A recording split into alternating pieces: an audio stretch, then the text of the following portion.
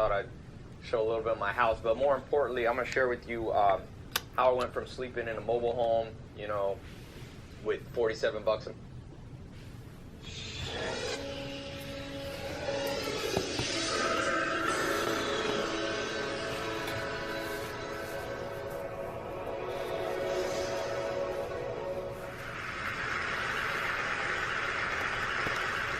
So I want to start by offering you a free, no-tech life hack. And all it requires of you is this, that you change your posture for 2 minutes. But before I give it away, I want to ask you to right now do a little audit of your body and what you're doing with your body. So how many of you are sort of making yourselves smaller? Maybe you're hunching, crossing your legs, maybe wrapping your ankles. Sometimes we hold on to our arms like this. Sometimes we spread out. I see you. So I want you to pay attention to what you're doing right now. We're going to come back to that in a few minutes, and I'm hoping that if you sort of learn to tweak this a little bit, it could significantly change the way your life unfolds. So we're really fascinated with body language, and we're particularly interested in other people's body language. You know, we're interested in, like, you know, an awkward interaction, or a smile, or a contemptuous glance, or maybe a very awkward wink, or maybe even something like a handshake. Here they are arriving at number 10, and look at this lucky policeman gets to shake hands with the President of the United States. Oh, and here comes the Prime Minister of the... No.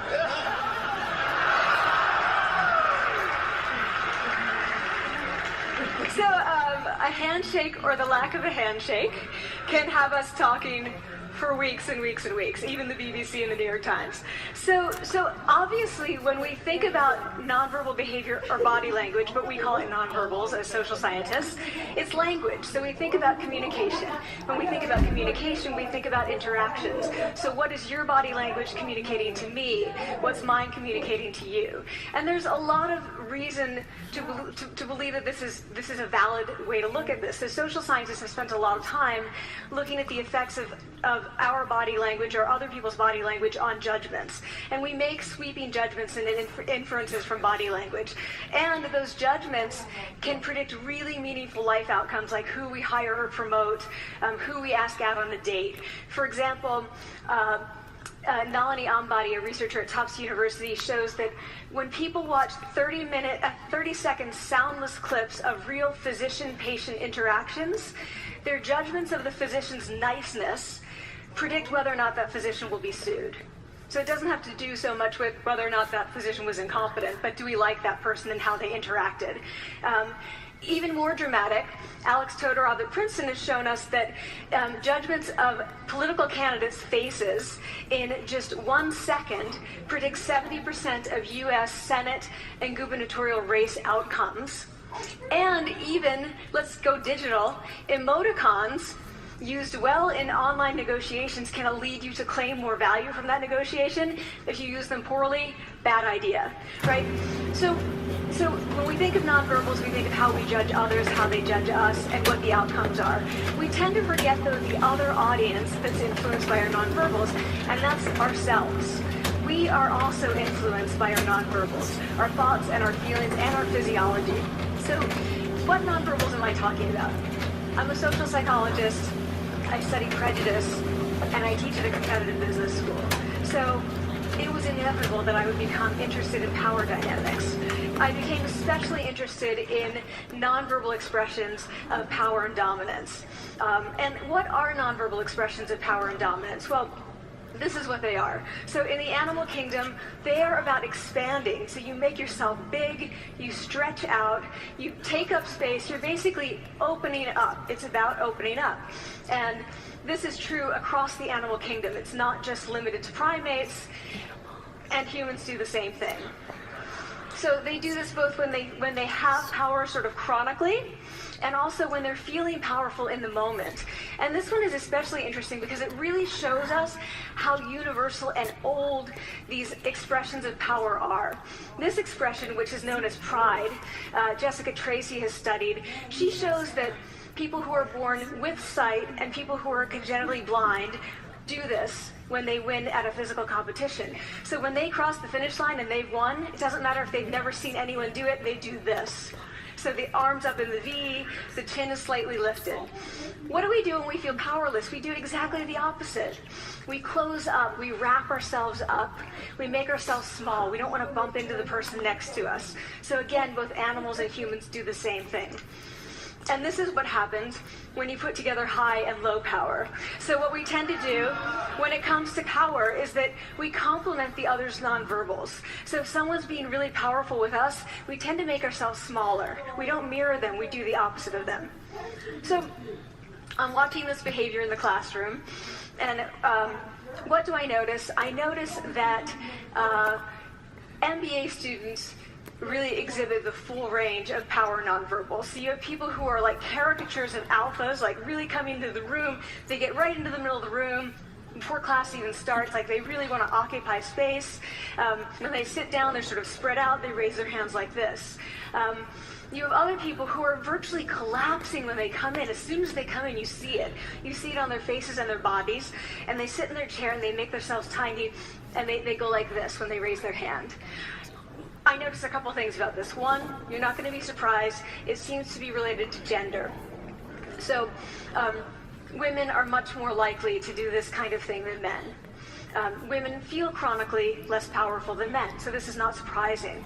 But the other thing I noticed is that it also seemed to be related to the extent to which the students were participating and how well they were participating. And this is really important in the MBA classroom because participation counts for half the grade. So business schools have been struggling with this gender grade gap. You get these equally qualified women and men coming in, and then you get these differences in grades, and it seems to be partly attributable to participation.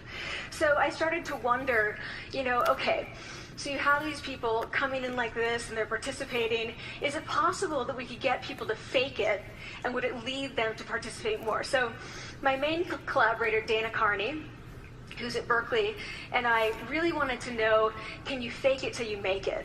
Like, can you do this just for a little while and actually experience a behavioral outcome that makes you seem more powerful? So we know that our nonverbals govern how other people think and feel about us. There's a lot of evidence, but our question really was, do our nonverbals govern how we think and feel about ourselves? There's some evidence that they do. So, for example, when we smile when we feel happy, but also when we're forced to smile by holding a pen in our teeth like this, it makes us feel happy. So it goes both ways. When it comes to power, it also goes both ways. So when you feel powerful, you're more likely to do this, but it's also possible that when you pretend to be powerful, you are more likely to actually feel powerful.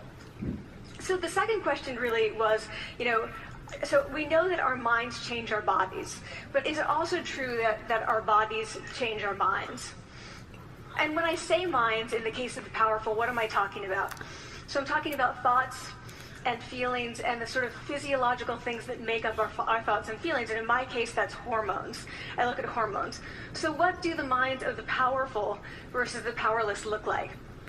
So powerful people tend to be, not surprisingly, more assertive and more confident, more optimistic. They actually feel that they're going to win even at games of chance.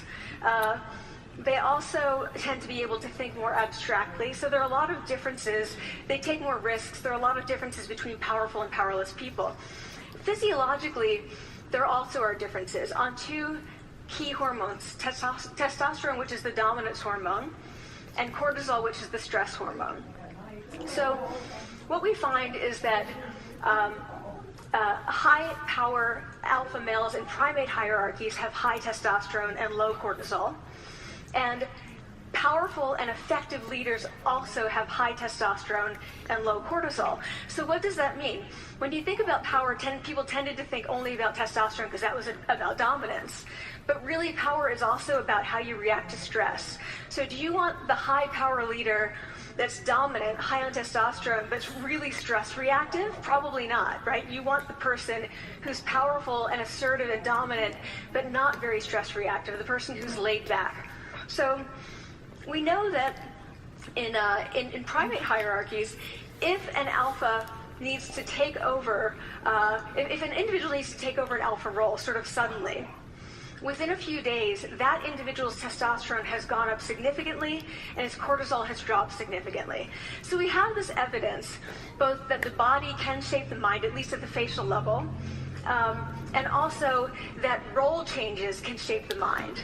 So what happens, okay, you take a role change, what happens if you do that at a really minimal level, like this tiny manipulation, this tiny intervention? For 2 minutes you say, I want you to stand like this, and it's going to make you feel more powerful. So this is what we did. We decided to bring people into the lab and run a little experiment. And these people adopted for 2 minutes either high power poses or low power poses. And I'm just going to show you 5 of the poses, although they took on only 2. So here's one, a couple more. This one has been dubbed the Wonder Woman by the media. Here are a couple more. So you can be standing or you can be sitting. And here are the low power poses. So you're folding up, you're making yourself small. This one is very low power. When you're touching your neck, you're really kind of protecting yourself.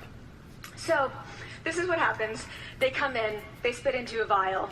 We, for 2 minutes, say, you need to do this or this. They don't look at pictures of the poses. We don't want to prime them with the concept of power. We want them to be feeling power, right? So 2 minutes they do this. We then ask them, how powerful do you feel on a series of items? And then we give them an opportunity to gamble.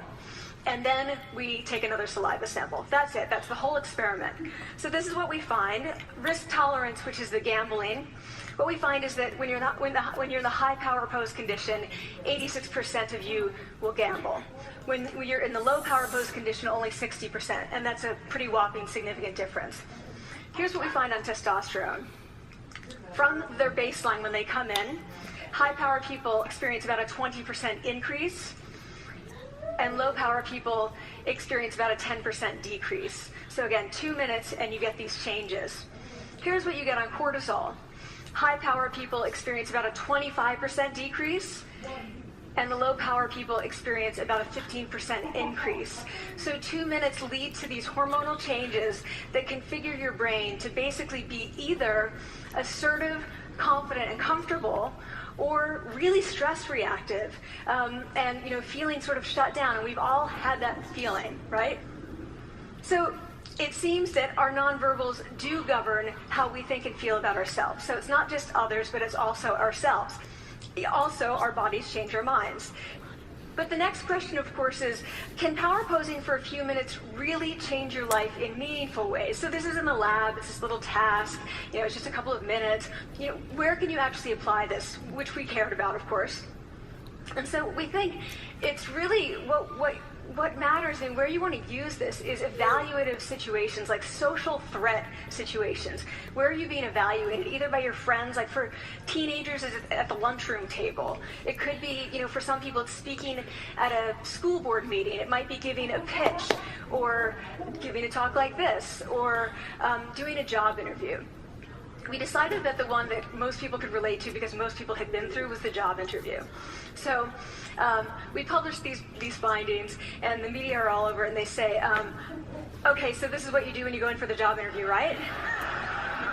So we were, of course, horrified and said, oh my God, no, that's not what we meant at all for numerous reasons. No, don't do that. Again, this is not about you talking to other people, it's you talking to yourself. What do you do before you go into a job interview? You do this. Right? You're sitting down, you're looking at your iPhone or your Android, not trying to leave anyone out. You're looking at your notes, you're hunching up, making yourself small, when really what you should be doing maybe is this, like in the bathroom, right? Do that, find 2 minutes. So that's what we want to test, okay? So we bring people into a lab, and they do either high or low power poses again. They go through a very stressful job interview. It's 5 minutes long. They are being recorded, they're being judged also, and the judges are trained to give no nonverbal feedback. So they look like this. Like, imagine this is the person interviewing you. So for 5 minutes, nothing. And this is worse than being heckled. People hate this. It's what Marianne LaFrance calls standing in social quicksand. So this really spikes your cortisol. So this is the job interview we put them through because we really wanted to see what happened. We then have these coders look at these tapes, 4 of them. They're blind to the hypothesis, they're blind to the conditions. They have no idea who's been posing in what pose. And they end up looking at these sets of tapes and they say, oh, we want to hire these people, all the high power posers. We don't want to hire these people. We also evaluate these people much more positively overall. But what's driving it? It's not about the content of the speech. It's about the presence that they're bringing to the speech. We also, because we rate them on all these variables related to sort of competence, like how well structured is the speech? How good is it? What are their qualifications? No effect on those things. This is what's affected. These kinds of things. People are bringing their true selves, basically. They're bringing themselves. They bring their ideas, but as themselves, with no, residue over them. So this is what's driving the effect or mediating the effect.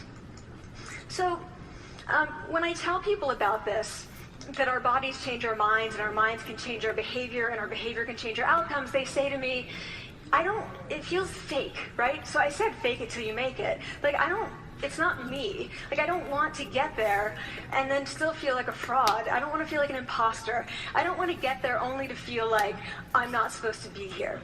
And that really resonated with me because I want to tell you a little story about being an imposter and feeling like I'm not supposed to be here. When I was 19, I was in a really bad car accident. I was thrown out of a car, rolled several times. I was thrown from the car, and I woke up in a head injury rehab ward. And I had been withdrawn from college, and I learned that my IQ had dropped by 2 standard deviations, which was very traumatic. I knew my IQ because I had identified with being smart, and I had been called gifted as a child. So I'm taken out of college. I keep trying to go back. They say, you're not going to finish college. There are other things for you to do, but that's not going to work out for you.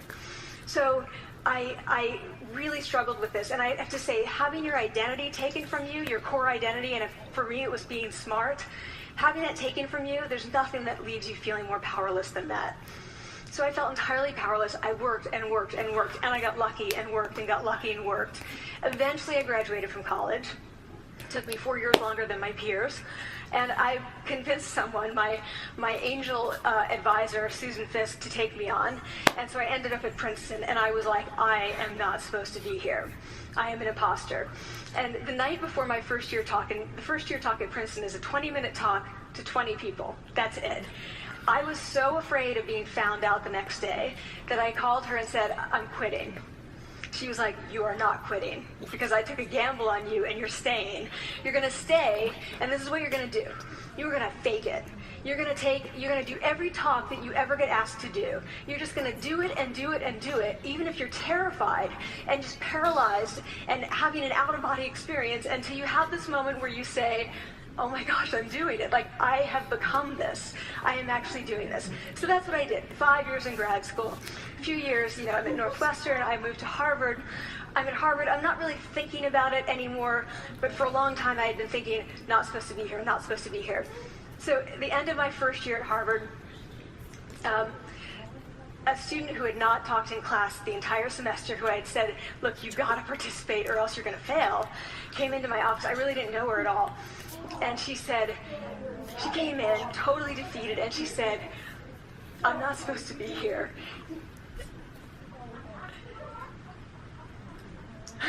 And that was the moment for me, because 2 things happened. One was that I realized, oh my gosh, I don't feel like that anymore. I don't feel that anymore, but she does, and I get that feeling. And the second was, she is supposed to be here. She can fake it, she can become it. So I was like, yes, you are. You are supposed to be here, and tomorrow you're going to fake it, you're going to make yourself powerful, and, you're going to...